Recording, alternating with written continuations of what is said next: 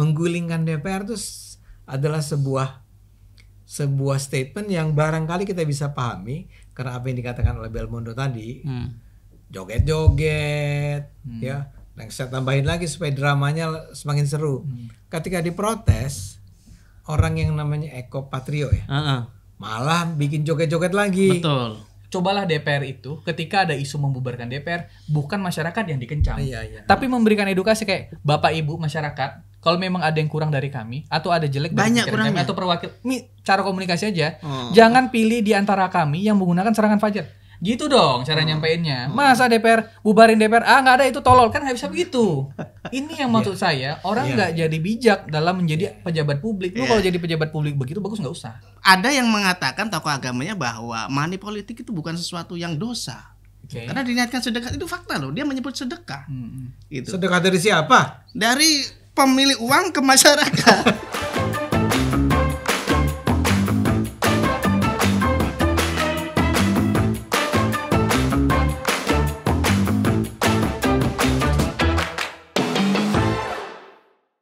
Ya, penonton Cokro TV, ketemu lagi dengan kami di acara Bocor Kasar.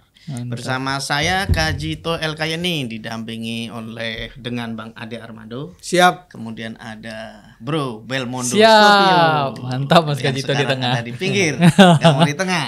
Ya. Ada sesuatu yang ingin dia sampaikan kayaknya. Dengan keras. Kiri kanan ini termasuk sikap. Kalau tengah netral terus, Bang. Terlalu pelin-pelan. Terlalu pelin-pelan. nih, Saya aduh. kiri dong ya. Iya.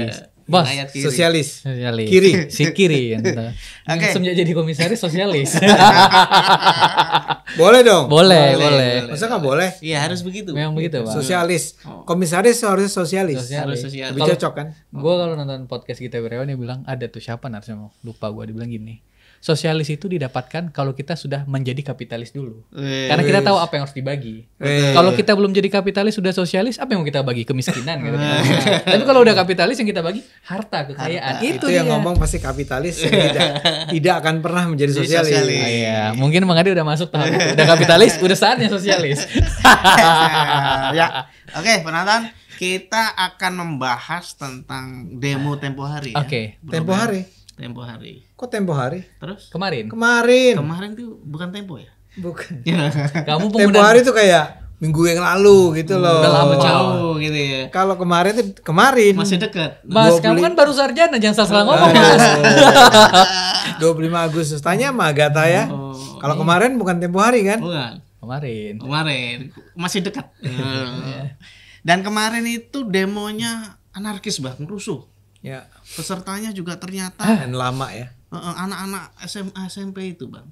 Jadi memang agak miris, ada pembakaran, ada pengrusakan mobil, ada penghalangan kereta KRL yang nggak bisa. Sampai teman saya itu Irwan tuh pulang sampai rumah jam 12. Kan kasihan banget. 12 malam. Iya. Pulang dari sininya jam 11. Sesi baru. Sama aja, Bang. Di sini jam 6 lah, jam 7 lah ya. Iya. Dia biasa kan, dia biasa pulang pada jam kerja kan, pada jam bubar kerja jam 6 jam 7 lah ya. Ternyata dia tertahan di Tanah Abang. Tanah Abang. Nggak bisa pulang.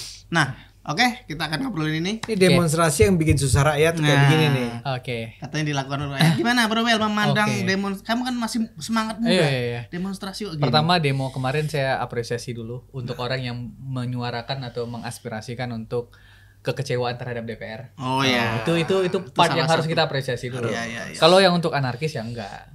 Tapi kita apresiasi dulu untuk demo-demo yang punya aspirasi untuk menyuarakan itu di DPR. Nah, kalau kita perhatikan terkait dengan demo kemarin, itu kan yang paling banyak digaungkan atau yang beredar di sosial media, itu kan ada beberapa poin kekecewaannya. Iya. Satu, poinnya adalah DPR itu tunjangannya meningkat. Salah satu adalah tunjangan rumah. Ya kan? Yang 50 juta itu. Jadi ya. 50 juta per bulan. Yang DPR-nya pun salah satu oknumnya, ini saya lupa juga nama beliau ini siapa. Cara hitungnya juga salah. Oh, yang Ingat wakil ketua DPR ya. Wakil ketua DPR ngitungnya ini kan 3 juta. Kalau setahun tiba-tiba kali 30, tiba-tiba sanksi 80 atau 70 masih kurang kata kita masih nombok nih kan. Dia bilang ini kan cuma dapat 50 juta. Iya. Sementara di sekitar DPR Kontrak. kalau nyewa atau kos-kosan itu 3 juta per hari. Jadi kalau kali 30 Iya. Itu 90 juta. Iya. Kurang. Jadi per hari kosnya. Masih nombok. Ini masih pertanyaan nombok. Saya ini kos di mana 3 juta per bulan. Nah, statement adanya 3 juta per bulan kan? 3 juta per bulan itu pun udah bagus sebenarnya. Itu udah bagus kan? Nah, memang statement yang dia sampaikan mungkin bagi dia yang menyampaikan ada kurangnya dan dia butuh banyak sesuatu hal. Tapi bagi masyarakat yang melihat apa yang disampaikan ini kekecewaan besar. Masa dia bilang kurang angka 50 juta per bulan itu kan pasti masyarakat yang merasa ekonominya susah atau ekonominya sulit, statement yang disampaikan oleh anggota DPR atau wakil ketua DPR ini tadi kurang piawai lah, kurang baik lah. Diterima masyarakat pun jadi ada kemarahan jadinya. Iyalah. Ya kan? Itu yang pertama. Yang kedua, selain uang tadi, yang kedua itu joget-joget DPR. Ingat nggak sih joget-joget DPR ketika pemicunya itu kan waktu Prabowo menyampaikan kenaikan. Kenaikan itu Prabowo. Bukan Prabowo yang mengumumkan, itu ada diumumkan, tapi Prabowo tuh momennya lagi 17 Agustus gitu kan Bang ya. Kemudian DPR joget-joget, video joget-jogetnya ramai, dibanyak tonton para pihak. Di situ ada Gibran juga ngeliatin anggota DPR kayak apa ya DPR nih gitu kan, mukanya kayak bingung gitu mulai DPR joget-joget. Tapi supaya clear, Gibran belakangan bilang enggak, saya nggak marah sama mereka. Ini bacaan netizen Bang. Cuman Gibrannya sih pasti biasa aja. Cuman joget-joget. Nah, rangkuman kekecewaan tadi yang kemudian ada beberapa pihak di demo tadi sampaikan bahwa DPR tuh banyak banget tunjangannya. Yang kedua kok dia malah joget-joget sedangkan kerjaannya juga nggak benar. Nah untuk itu saya apresiasi dulu nih teman-teman yang demo kemarin 25 Agustus. Ya. Tapi untuk poin-poin yang anarkis kan anarkisnya parah banget kemarin. Betul. Ada yang sampai bakar motor. Betul. Ada sampai lurah Tanah Abang itu mobilnya mau pulang dipukulin lurahnya Bang sampai dilempar yang hitam itu ya? Yang hitam itu mobilnya. Oh iya, dipukulin itu benar. Dipukulin. Jalan akses tol ditutup. Transportasi publik semacam KRL kayak Mas Irwan tadi pulang itu terlambat lah yang mengakibatkan sampai tengah malam dulu orang baru bisa pulang. Itu karena apa? Demonstrannya sampai menutupi jalan kereta. Iya, nutupin rel kereta kan. Kalau Selipi itu kalau lewat bawah tuh ada rel kereta tuh Bang. Kan tembus Tanah Abang gitu kan, mengakibatkan kan mereka berkumpul di situ. Iya, kan pecah-pecah. Lari mereka. Lari pecah-pecah. Ya, tapi ya kenapa di jalan kereta gitu loh. Wah, ini susah kita terka nih orang mau jalan dari mana kan, Bang. Niatnya susah di jalan di mana, tapi itu kurang elok lah. Harusnya kan demo itu terorganisir, penyampaian juga terorganisir. Nah, yang kemarin demo juga dipastikan itu ada 2 yang buat statement. Pertama, Serikat Buruh juga sampaikan bukan mereka. Nggak ikutan. Mereka nggak ikutan. Oke, Serikat Buruh mengatakan bahwa kita nggak ikutan. Yang kedua BMSI, mahasiswa, Badan Eksekutif Mahasiswa Seluruh Indonesia Kerakyatan, BMSI Kerakyatan juga sampaikan dia nggak ikutin. Cuman saya dapat beberapa nama yang bukan nama sih, beberapa kelompok yang katanya kemarin ikut demo. Saya bisa sebutin Bang ya. Itu yang pertama itu dari Dewan Pengurus Pusat Generasi Milenial Indonesia. Ini saya nggak tahu nih siapa nih. 500 orang. Terus ada pengurus pusat apa Dewan Pengurus Pusat Generasi Milenial Indonesia. Generasi Milenial Indonesia. Saya nggak tahu nih organisasi apa, saya juga nggak ngerti. Tapi ini salah satu dari peserta demo kemarin. Tapi kayak anak-anak pesta-pesta itu. Generasi milenial. Yang kedua ada Badan Eksekutif Mahasiswa Universitas Indra Prasta PGRI. Terus ada Badan Eksekutif Mahasiswa Nusantara Pengurus Daerah Khusus Ibu Kota Jakarta. Ini saya jarang dengar memang. Terus kemudian ada Perkumpulan Mahasiswa Indonesia. Ada pengurus cabang Serikat Mahasiswa Muslim Indonesia atau SEMI Jakarta Timur. Ada Himpunan Mahasiswa Islam HMI cabang Jakarta Barat. Ini yang apa? Nama-nama ini? Ini kemarin yang ikut. Yang kabarnya yang kabar yang saya dapatkan kalau mereka ikut demo di 25 Agustus. Oke. Nah, kalau dari saya terkait demo semalam, ini saya mau kaitkan juga dengan opini publik. Kaitannya ke opini publik. Kalau kita perhatikan, kan masyarakat itu kalau dalam situasi Indonesia cuman butuh 2. Yang pertama roti, yang kedua sirkus. Nah, kalau memang sirkusnya ada, masyarakat nyari roti. Berarti kalau DPR itu buat statement ngaco atau tunjangannya merasa lebih besar sedangkan ekonomi lagi jatuh, masyarakat pasti ngelihat. Karena mencari roti kan, kalau orang kan selalu melihat itu. Yang kedua, sirkusnya nggak ada. Selama ini, media sosial kita, media mainstream, atau berita-berita yang beredar di televisi ataupun di kanal-kanal YouTube, itu kan biasanya bahas ijazah Pak Jokowi. Kan sirkusnya di ijazah Pak Jokowi, tontonan masyarakat di ijazah Pak Jokowi. Ijazah Pak Jokowi mulai menurun pembahasan itu. Geser kepada DPR. Timbullah kemarahan sehingga masyarakat mencari roti. Lahirlah menurut saya menurut opini publik, lahirlah demo semacam 25 Agustus. Ini kalau saya tarik lebih jauh lagi, Bang. Kenapa saya cukup apresiasi kepada orang-orang yang menyuarakan ini. Ini kan kalau kata Pak Prabowo pertumbuhan ekonomi itu 5,12% katanya. Pertumbuhan ekonomi itu di atas 4%, 5,12%. Tapi di kalangan saya, di kalangan opini publik lainnya, kita nggak merasakan 15,12% itu. Kita merasa ini ekonomi pertumbuhannya kayaknya cuma 4% doang atau bahkan 3%. Tapi kenapa pemerintah seolah-olah mengumumkan ini udah 15,12%? Kenapa Anda menganggap cuma 4 atau 3? Atau dari mana itu? Enggak, itu perasaan. Oh, perasaan. Kalau teorinya ada orang luar itu namanya vibe sessionnya nggak dapat. Jadi vibe-nya tuh nggak 5% kayaknya. Sedangkan orang tuh rasanya tertekan terus nyari kerjaan dan hal-hal lainnya lah. Opini publik yang menyebabkan adalah agenda 25 Agustus tadi, demo tadi. Memang kalau dari saya sih ya nggak apa-apa sih demo kayak 25 Agustus, tapi usul saya lain kali demonya jangan terlalu anarkis. Sampai membakar-bakar motor orang, kan ada yang dibakar di Selipi itu. Saya lihat videonya. Ada motor warga, entah motor siapa ditarik orang dibakar. Ya jangan juga. Ngawur. Pada akhirnya ngawur. Tapi kalau kita perhatikan dan update tadi pagi juga Bang, terkait dengan demo semalam, itu Pak Dasko, Kancil ya kan, udah buat statement lagi tadi pagi. Apa? Pokoknya tunjangan kontrakan rumah warga itu hanya sampai Oktober 2025. Apa itu? Di stop udah. Yang apa? Tuh tunjangan rumah yang 50 juta itu di stop sampai Oktober 2025. Jadi nanti Oktober 2025 itu akan di stop kata Pak Dasko. Ini kata Pak Kancil ini. Jadi semacam ya penetralisir lah. Supaya meredah, supaya masyarakat ini nggak makin panas ya terhadap apa yang dilakukan oleh DPR. Tadi pagi saya baca beritanya, Bang. Itu yang mau saya sampaikan. Siap, Ruben Mondo. Bang Ade, gini. Tadi kan disebutkan bahwa salah satu tajuk atau judul demo itu atau yang menyebabkan keresahan itu mereka ingin menggulingkan DPR, membubarkan DPR. Ini gimana menurut Bang Ade? Kok sampai ke sana? Iya, saya mungkin tidak bersimpati seperti Belmondo. Saya itu sudah cukup lama mencurigai ya berbagai gerakan-gerakan masyarakat yang ada. Bukan gini, saya bukannya tidak mengapresiasi ya.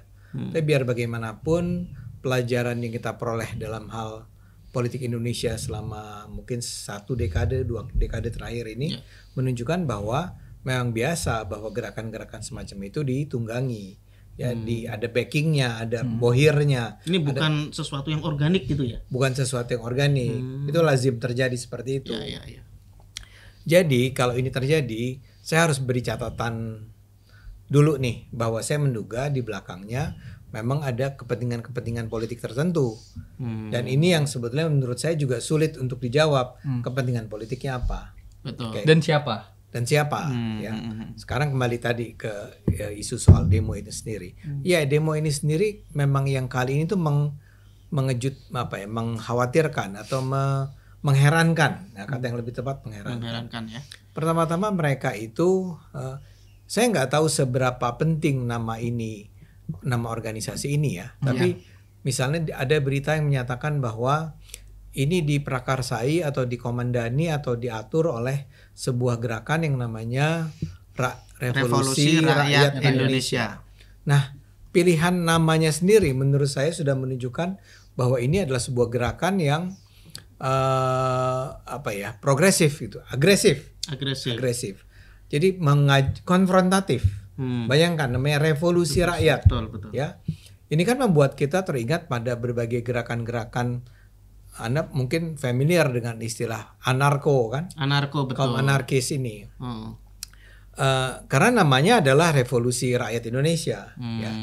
Dan sekarang pertanyaannya adalah apa yang menjadi target mereka?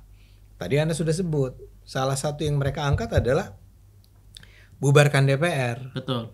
Ini adalah sesuatu yang menurut saya kan problematik. Ya.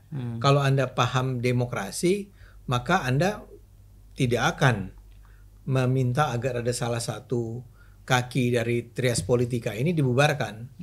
Karena nggak mungkin terjadi kan? Betul. Dan ini adalah sebuah pernyataan perang yang menurut saya konfrontatif gitu ya. Menghibau orang untuk melawan negara. Betul. Oke. Tapi kemudian setelah mengatakan itu, kan kita juga sadar bahwa tadi nggak ada gerakan-gerakan semacam ini belakangan ini yang sepenuhnya berjalan sendiri yang Anda sebut sebagai organik tadi. Ini pasti ada sesuatu di belakangnya. Nah, itu pertanyaan besarnya. Apa yang sedang berusaha dicapai melalui gerakan semacam ini? Ya. Dan konon katanya itu ada yang menerima duit anak-anak itu ketika ditanya, Bang. Ada pernyataan macam itu. Itu yang tadi saya katakan. Pengalaman selama 10-20 tahun terakhir itu menunjukkan bahwa kejadian-kejadian semacam ini sangat sering terjadi, Bel. Ya. Sangat sering media itu misalnya memberitakan bahwa ada sekelompok orang yang ketika ditanya ngapain gitu ya. Ini bukan gerakan yang kemarin ya. Gerakan-gerakan yang sebelumnya ya. Ketika ditanya mereka nggak tahu sebetulnya ngapain. Atau ketika mereka menyebut bahwa kami menentang misalnya perampasan aset gitu ya. Ditanya, itu maksudnya apa perampasan aset? Gitu, nggak bisa jawab ya. Tapi saya ingin katakan bahwa ini biasa terjadi sekarang. Tapi ada tidak mungkin ini terjadi begitu saja karena pasti ada misalnya pertanyaan pembiayaannya seperti apa sih? Orang kan nggak mungkin turun lapangan begitu saja dengan mengabaikan sama sekali kebutuhan dia untuk hidup kan? Betul. Oke. Kecuali barangkali kondisi Indonesia ini memang sedemikian parah sehingga rakyat merasa harus turun ke jalan melawan sebuah rezim yang misalnya otoriter, melawan rezim yang menindas mereka, yang membuat mereka miskin dan seterusnya. Makanya tadi saya tanya, sebetulnya di mata rakyat ini kita kondisi ekonomi seperti apa sih? Saya tahu bahwa misalnya saja yang tadi Anda sebut itu benar, Bel. Orang sudah menjerit lah atau bicara lah tentang lapangan kerja. Memang iya. Memang sekarang itu banyak orang diberhentiin. Dan banyak orang merasa bahwa sulit sekali untuk bisa mendapat peluang kerja saat ini. Betul. Tapi seberapa parah? Itu yang misalnya beda dengan ketika 98 dulu. Ya kan? 98 misalnya ketika itu yang paling gampang saya harus menyebut. Kurs dolar itu naik dari Rp2.000 per dolar menjadi Rp20.000. Ya, sempat Rp20.000. Sempat Rp20.000 walaupun kemudian turun lagi. Dan itu berdampak terhadap harga, ketersediaan bahan pokok dan seterusnya. Jadi emang ada kemarahan, ada kegeraman, ya. Dan ketika itu Soeharto udah berkuasa 32 tahun, sekitar begitu ya. Ya. Jadi orang udah sampai enak.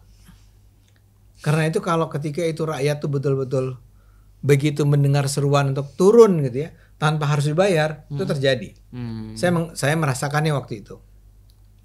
Jadi pertanyaan kita kan kalau sekarang apa yang menyebabkan itu terjadi? Anda menyebut ya DPR ya, atau paling bagus Anda menyebutkan pertama-tama orang udah lewat nih era Jokowi. Di demo kemarin sama sekali nggak disebut kan? Kalau dalam demonya enggak, tapi sebelumnya ada video ajakan dari tadi Revolusi Rakyat Indonesia untuk menuntut pengusutan kasus dugaan korupsi keluarga mantan Presiden Jokowi. Ada itu sebelumnya. Provokasi seperti itu ada. Tapi pas muncul enggak? Pas muncul malah enggak. Iya, pas gerakannya nih dicoret. Apa ini kok kita ngurusin ini? Atau udah kalah kita nih, nggak jadi, ya. Iya. Nah, jadi saya duga jadi nggak ada kan? Nggak ada. Yang ada adalah satu, bubarkan DPR. Nah, itu yang pertama. Saya ulang ya, kalau itu memang orang sudah dalam kondisi frustrasi, ya desperate, nggak tahu harus ngapain lagi, merasa bahwa sesuatu harus kita lakukan untuk mengubah keadaan negara ini. Kalau tuntutannya semacam itu masih masuk akal. Itu kosong, tuntutan semacam itu kosong. Ini kan bubarkan DPR itu seperti tahun 65 kan? Iya. Ya kan? Yang waktu membubarkan konstituante waktu itu ya. Tritura itu kan? Ya. Kan terakhir kan cuma Gus Dur yang berani kan? Gus Dur yang ditunggu kan? Nah, jadi memang menggulingkan DPR itu adalah sebuah statement yang barangkali kita bisa pahami karena apa yang dikatakan oleh Belmondo tadi, joget-joget, ya. Dan saya tambahin lagi supaya dramanya semakin seru. Ketika diprotes, orang yang namanya Eko Patrio ya, malah bikin joget-joget lagi. Betul. Bikin video kan? Iya. Itu terus si Uya Kuya juga. Dan dia dimaki-maki netizen, Bang. Sekarang? Iya, ada yang bilang babi. Anjing gitu Bang, pokoknya. Ya. Ini tolong diedit ya. Dia kan artis. Ya. Memang menaikkan rating. Menaikkan rating. Satu lagi Nafa Urbah. Oh iya, ya soal macet. Macet. Saya itu dari Bintaro apa ya? Iya kayaknya. Terus orang bilang, "Iya lu tapi kan lu kan naik mobil." Nah, kita tiap hari naik bus, naik KRL. Bahkan ada yang pakai, dia ada di KRL lagi penuh. Terus diambil gambarnya dari atas. Ya. Nah, ini nih Mbak Nafa Urbah. Nih nasib raya tuh kayak gini. Nggak kayak lu gitu kan. Jadi marahnya itu marah yang terakumulasi lah. Betul. Karena itu mereka mengatakan bubarkan DPR. Tapi kembali ke tadi, apakah sungguh-sungguh, apakah serius, ya? Ini memang diutarakan untuk menjatuhkan DPR. Apalagi karena kali ini walaupun tadi Belmondo menyebut sejumlah organisasi mahasiswa, kan memang kali ini yang namanya organisasi mahasiswa yang dari SI, ya, BMSI atau universitas besar lah, UNJ yang bisa turun nih, ada UNJ, ada mungkin UI, ada Unpad, ada macam-macam lah ya. Itu kan sama sekali tidak mau terlibat. Ini mencengangkan menurut saya. Aneh ya. Aneh kan. Malah yang muncul anak-anak STM kata orang. Karena dia pakai celana. Betul. Celana abu-abu. Celana abu-abu. Iya. Dan yang ditangkap polisi sebagian yang dicurigai sebagai anarko itu juga anak-anak itu usia anak SMA. Oh iya. Beberapa ditangkap. Kan 370 orang sudah ditahan nih. Iya. Katanya mayoritas anak SMA atau minimal disebut di bawah umur bahkan. Karena saya pernah lihat ada sebuah video yang menunjukkan orang-orang yang sedang digiring dinaikkan ke truk. Ya. Truk tahanan itu. Terus ada identitasnya diceritakan, misalnya Kajito, usia 15 tahun, begitu. Nanti ada Belmondo, pekerjaan pengangguran, usia 20. Ya. Jadi ada kombinasi semacam itu. Ini buat saya mencurigakan, mengherankan, karena sama sekali tidak memiliki ciri-ciri yang serupa seperti gerakan-gerakan demo sebelumnya. Betul banget, saya setuju. Dan saya melihat bahwa poin tujuan mereka untuk menggulingkan DPR itu semacam semacam kegalauan atau kemarahan sesaat karena adanya DPR, ya itu yang diserang. Padahal itu nggak substantif kan. Kalau kamu mau menggulingkan DPR, apa yang terjadi dengan negara ini akan sangat kacau balau. DPR nggak ada yang berkuasa eksekutif dong, karena nggak ada yang kontrol kan. Atau pemilu ulang. Pemilu ulang gitu ya. Kalau pemilu ulang mungkin saya terpilih. Oke Bang Ade, terkait soal gulingkan DPR, meskipun kita menyebutnya nggak substantif dan aneh ya, tapi ada tagar di medsos yang menyebutkan bahwa ada nama Prabowo diambil-ambilkan di situ. Prabowo menggulingkan DPR atau permintaan untuk membubarkan DPR. Prabowo disebut diminta untuk membubarkan DPR. Seperti Gus Dur udah pakai dekret. Nah, ini gimana Belmondo melihatnya? Apakah ini semacam upaya untuk mengadu domba atau gimana? Satu yang buat tagar nggak jelas. Nah, itu dulu. Masa Prabowo disuruh bubarin DPR, nggak make sense. Niru Gus Dur. Nah, cukup Gus Dur yang begitu. Prabowo jangan. Gus Dur kan sebenarnya sedang sakit waktu itu. Oh gitu ya. Jadi keluar pernyataan-pernyataan yang mungkin di luar ini dia kendali dia sebagai orang yang dia lagi nggak sehat lah waktu itu. Oke lah. Oke. Kalau dari saya memang tagar itu juga nggak masuk akal. Cuman ada poin yang menurut saya yang DPR juga harus tahu cara menanggapi apa yang sedang terjadi di masyarakat. Misalnya ada isu tentang bubarin DPR.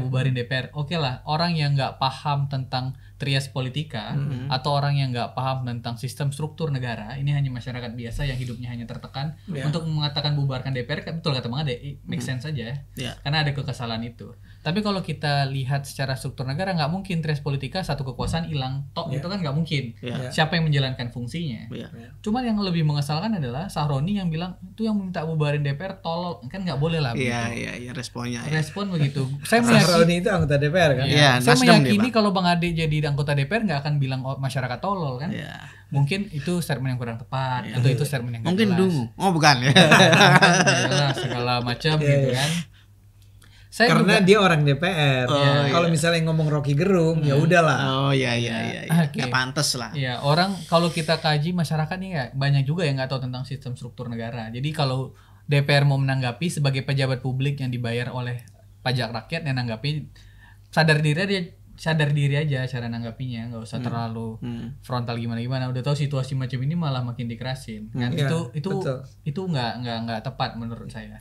Itu komunikasi DPR harus walaupun masih muda bijaksana. Betul. Iya, bijaksana. Kalau Bang Ade di DPR saya bilang tadi ya, nggak akan ada yang ngomong kayak gitu. Paham dia masalah orang. Itu yang DPR-nya jelek dalam hal berkomunikasi menurut saya. Sehingga orang mulai kepancing untuk marah ya. Iya, mulai marah untuk melihat itu. Bukan hanya di demo, di medsos juga komentarnya jadinya makin tajam. Jadinya makin sinis, jadinya makin menghina. Tapi kalau ini dikaitkan sama Pak Prabowo, saya merasa nggak ada hubungan sama sekali. Yang buat tagar jangan-jangan nggak paham tentang apa tugas presiden, apa tugas DPR, dan nggak paham mana bisa Pak Prabowo membubarkan DPR. Kan nggak bisa. Tapi kan tagar itu dibikin sama orang pintar atau sama netizen bot yang kita nggak tahu asal usulnya. Iya, kan ada tujuan di sana. Oh iya. Nah, kira-kira apa itu maksudnya? Mungkin dia paham Gus Dur pernah mencoba itu dan minta Prabowo melakukan hal yang sama. Nah, itu kalau saya baca tujuannya, Mas. Mungkin itu yang diminta. Nah, satu lagi, kalau kita bicara tentang apakah membubarkan DPR, ini konteksnya membubarkan DPR adalah menjadi jawaban untuk meningkatkan kesejahteraan masyarakat, jawabannya juga enggak. Kenapa? Ide untuk membubarkan DPR itu sama aja ide untuk menghancurkan negara itu sendiri. Nah, masyarakat yang nonton Cokro TV juga harus paham. Ide untuk membubarkan DPR itu bukan solusi yang harus kita pilih saat ini. Kan bisa tanpa perwakilan langsung. Udah Mas, gak usah membuat gak usah buat demokrasi itu menjadi mundur, itu gak usah. Gitu ya? Biarkan aja. Nah, salah satu cara masyarakat agar paham dan mengerti untuk memilih DPR yang dengan baik, ini kan ada yang buat istilah gini Bang, kalau meme di sosial media. Tikus itu kalau dipasang jebakan, dibuat jebakan berkali-kali, dia akan masuk. Tikus. Ikan kalau dipancing pakai kail dan cacing, dia akan makan umpan itu berkali-kali. Sebagian orang atau sebagian masyarakat kalau kena serangan fajar juga akan terima berkali-kali. Apa bedanya masyarakat yang menerima serangan fajar ini sama tikus dan ikan tadi yang masuk pada perangkap yang sama berkali-kali? Usul saya untuk mengganti DPR, ya lu jangan terima serangan fajar. Lu jangan menjadi bagian dari orang-orang yang mau membagikan serangan fajar. Terus ketika lu terima serangan fajar sekali, terus ekonomi lu terhempit, lu teriak-teriak. Nggak bisa nggak? Loh, kan lu yang pilih sendiri karena lu terima serangan fajar. Tapi itu kan sedekah. Nggak ada sedekah, Mas. Terang. Nggak ada sedekah. Nggak, saya mulai khawatir dia nonjok aja. Nggak ada sedekah itu. Yang memberikan uang dan yang menerimakan orang, jelas itu kebodohan, dan itu yang harus disampaikan ke masyarakat hari ini. Kayak yang saya bilang tadi, oknum masyarakat yang menerima uang nggak ada bedanya sama tikus yang kena jebakan berkali-kali, sama ikan yang kena kail pancing berkali-kali, nggak ada bedanya. Jadi satu-satunya cara untuk memperbaiki DPR, ya Anda memilih wakil Anda dengan baik. Kalau Anda melihat calon wakil Anda mencalonkan diri dengan menggunakan serangan fajar, Anda jangan pilih. Karena jelas dia akan menjadi bagian dari DPR yang joget-joget tadi dan menerima tunjangan 50 juta per bulan untuk rumah itu. Kalau Anda menerima orang yang begitu. Dan kalau masyarakat mau memperbaiki DPR selain bubarin DPR, ya Anda lihat aja partai politik mana yang jujur. Lain kali kalau nyoblos pilih aja Ade Armando, yakin saya jujur. Misal begitu Bang. Ya kan? Jadi itu orang itu harus ada di Jakarta Selatan. Maksud saya, cobalah DPR itu ketika ada isu membubarkan DPR, bukan masyarakat yang dikencam. Tapi memberikan edukasi kayak Bapak Ibu masyarakat, kalau memang ada yang kurang dari kami atau ada jelek dari pikiran kami atau perwakil, cara komunikasi aja. Jangan pilih di antara kami yang menggunakan serangan fajar. Gitu dong cara nyampeinnya. Masa DPR bubarin DPR, nggak ada itu tolol, kan nggak bisa begitu. Ini yang maksud saya, orang nggak jadi bijak dalam menjadi pejabat publik. Lu kalau jadi pejabat publik begitu bagus nggak usah. Bagus ini, begitu kan? Saya sedang terpesona nih dengan argumennya Belmondo. Kira-kira dia kan paling muda di antara kita. Betul. Tapi dia melihat menurut saya dengan cara yang jernih. Benar Bel, saya bukan sedang di depan penonton kan nggak penting juga kan. Tapi menurut saya dia jernih sekali loh penonton. Jadi gini, maksud saya jernih itu gini. Kita lupa bahwa persoalannya adalah kemarahan orang terhadap perilaku anggota DPR yang memang sangat tidak pantas. Ya. Kita jadinya berdebat tentang tolol dan segala macam kan. Ya. Padahal sebenarnya kalau ini real ya, gerakan yang murni nih ya, atau taruhlah memang sebagian ada yang dibayar, tapi mereka itu memang ketika berteriak bubarkan DPR, itu memang dengan benci. kepada DPR.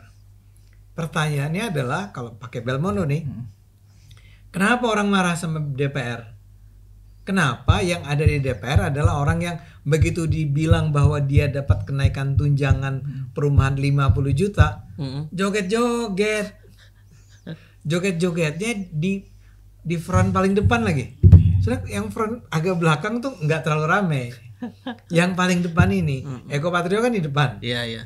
Dia joget. Terus yang ada dari PDIP tuh ibu-ibu yang pakai kerudung yang dibilang nih siapa sih ibu ini?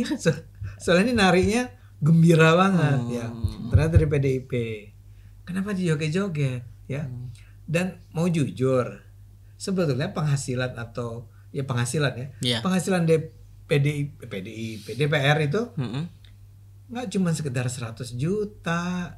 Ada tunjangan-tunjangan gitu, Bang? Nggak. Kalau 100 juta tuh adalah gaji pokok plus tunjangan-tunjangan. Oh, itu dalam sebulan? Dalam sebulan. Oh iya. Jadi kalau itu rutin, ya, termasuk belakangan ditambah dengan tunjangan perumahan tadi. Iya. Tapi sebetulnya penghasilan anggota DPR tuh jauh lebih besar dari itu. Dari mana itu yang lebih besar itu? Ya misalnya, Anda tahu reses? Tahu. Reses itu berapa? 2 minggu ya? Iya, berapa? Dia 5 kali selama setahun. Masing-masing reses itu 2 minggu.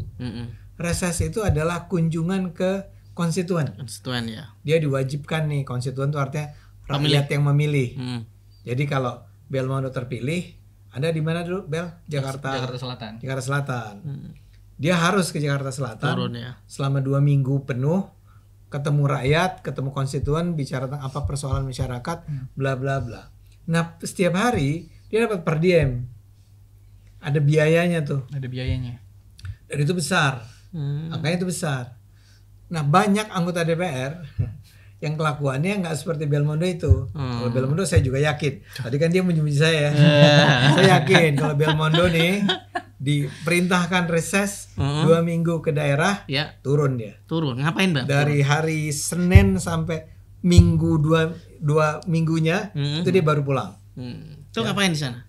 Ketemu sama masyarakat. Oh, ketemu. Mendengarkan persoalan. Dia ketawa-ketawa aja sih. Gak cocok jadi pejabat, Bang.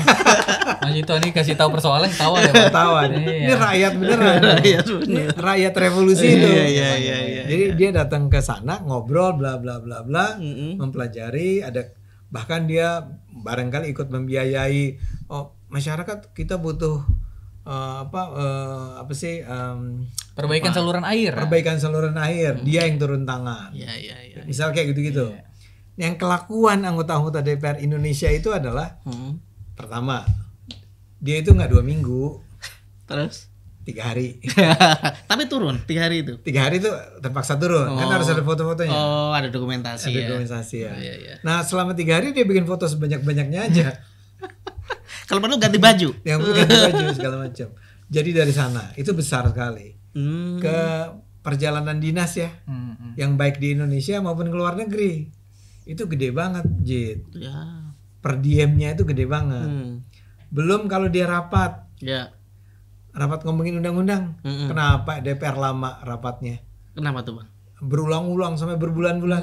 Setiap rapat tuh dia dibayar. Ada duitnya itu. Ada duitnya. Gila, kan kerjaan mereka itu, kan Bang. kerjaan mereka. Kan dapat duit lagi. Dapat duit lagi. Aduh, enak banget, pantesan. Makanya jumlahnya itu per tahun kita bicara tentang berapa miliar rupiah yang diperoleh oleh anggota DPR. Ya.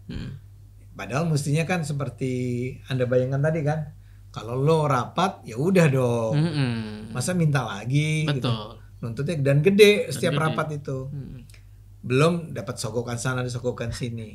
Jadi ini memang adalah sebuah DPR yang kalau pakai bahasa tadi itu bubarin aja deh, nggak ada gunanya. Tapi kan nggak mungkin. Nggak mungkin. Karena itu yang harus kita pikirkan adalah gimana caranya agar kita tetap punya DPR, tapi DPR-nya harusnya memang bekerja buat rakyat, bukan malah joget-joget. Tapi kalau kata Gus Dur sih kan ditanya sama Kik Andy kan, Gus, kalau Anda mau bunuh tikus kan nggak perlu bakar lumbungnya. Kata Gus Dur, tapi lumbung itu dikuasai sama tikus, saya bakar lumbungnya. Kata Gus Dur gitu, Bang. Gimana itu, Bang? Kalau sudah dikuasai tikus? Ya makanya dia diturunkan. Nggak akan kuat dong. dia bakar pakai apa? Iya. Satu orang presiden sendirian. Tapi kalau kembali ke tadi, itu memang masalah kita.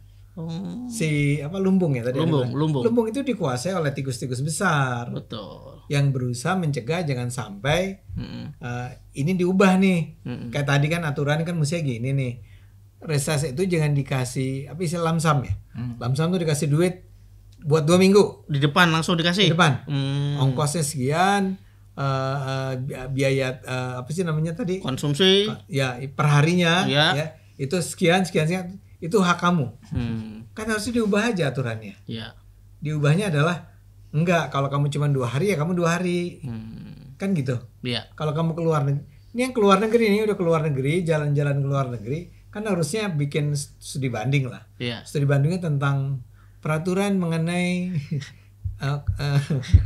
apa sih waktu itu yang lucu ini, ingat nggak bendera merah ini, bendera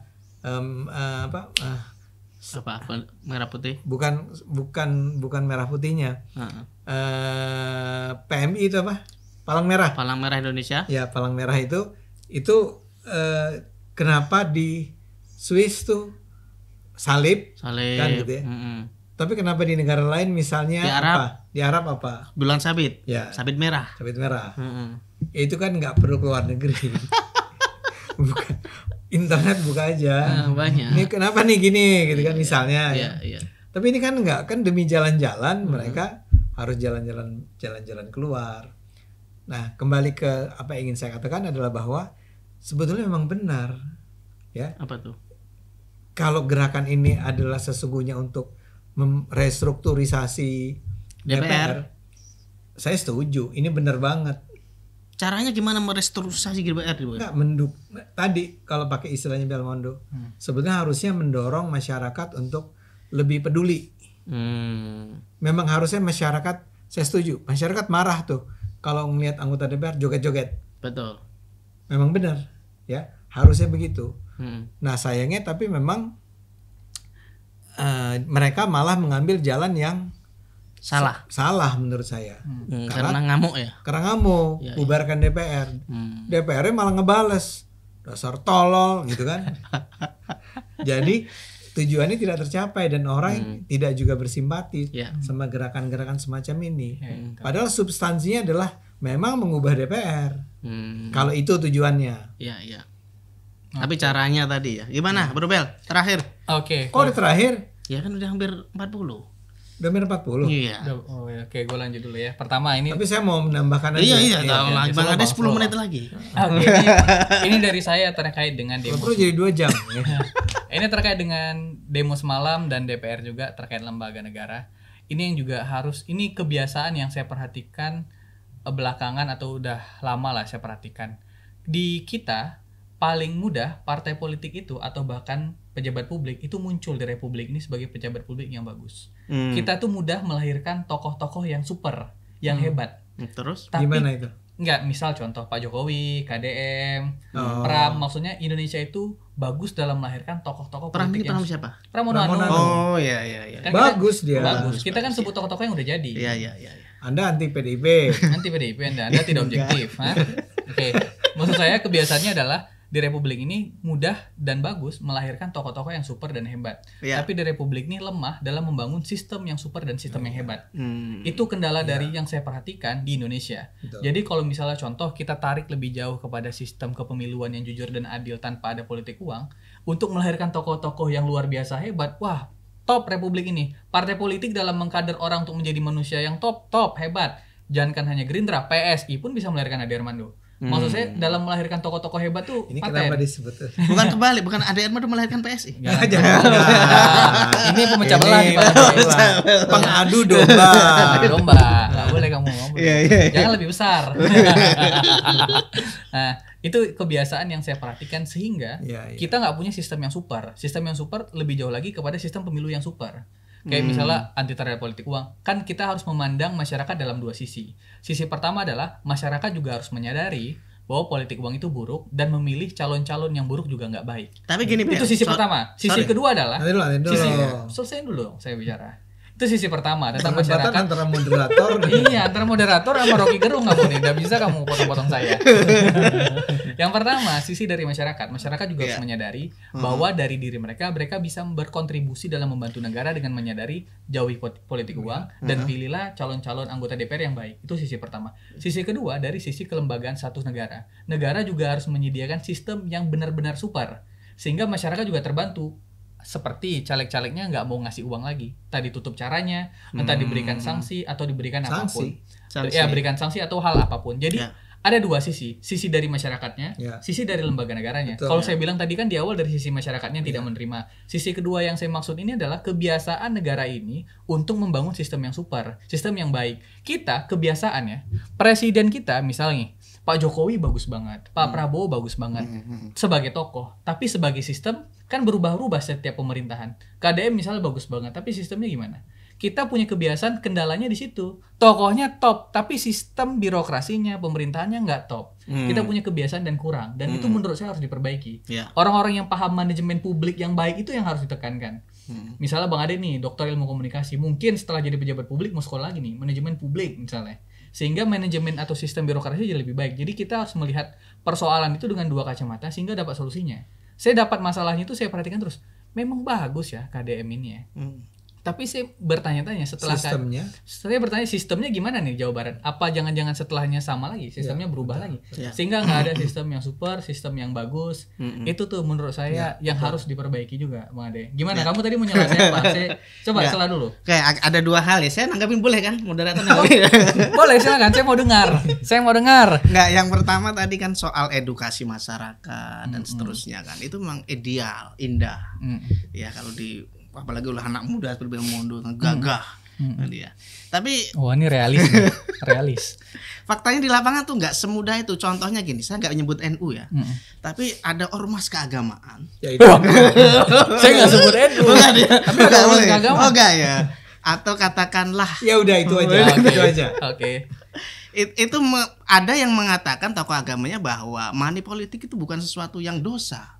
Karena diniatkan sedekah, itu fakta loh. Dia menyebut sedekah. Gitu. Sedekah dari siapa? Dari pemilik uang ke masyarakat. Aduh, dan itu disebut. Dan ini problem, Bang. Dan ini yang harus diluruskan. Bagaimana kita bisa meluruskan sebuah ormas yang sangat besar, massa yang sangat banyak? Karena nggak ada yang kuat gitu. Ada yang kuat. Siapa tuh? Kalau dalam peperangan itu Mas, senjata tuh ada banyak. Satu, massa yang terorganisir. Kedua, informasi. Ketiga, media. Yang bisa mengimbangi massa yang terorganisir adalah media. Media yang bisa melawan itu adalah Cokro TV. Cokro TV harus berikan pelajaran tentang itu. Kan begitu, bukan begitu kan caranya? Kan kalau perang saya makin lama makin kagum. Bukan, saya udah lama gak ngomong Bang. Ya enggak. Tapi enggak, saya setuju. Gimana Bang, ada gimana? Memang sangat jernih Anda ini. Oh iya, mantap. Dan karena saya rasa memang itu adalah sebuah peringatan yang sering dilupakan oleh kita semua, oleh masyarakat luas, sehingga tidak kunjung diperbaiki. Jadi misalnya gini, saya rasa ternyata saya sekarang merasa bahwa apa yang terjadi pada 25 Agustus tadi itu semula kan saya anggap sebagai sampah juga gitu kan. Tapi kemudian ketika Anda membacanya dengan perspektif yang tadi Anda sampaikan, ini adalah sebuah peringatan yang menurut saya penting buat partai politik, buat DPR, bahkan buat presiden, buat pemerintah, bahwa ini nggak bisa dibiarkan. Ini taruhlah cara marahnya masyarakat ini adalah cara marah yang ngawur gitu kan. Atau kalau pakai istilah syahrulnya tolol ya. Tapi ya sebetulnya apa yang diingatkan oleh masyarakat yang demonstrasi itu penting. Bahwa enough is enough.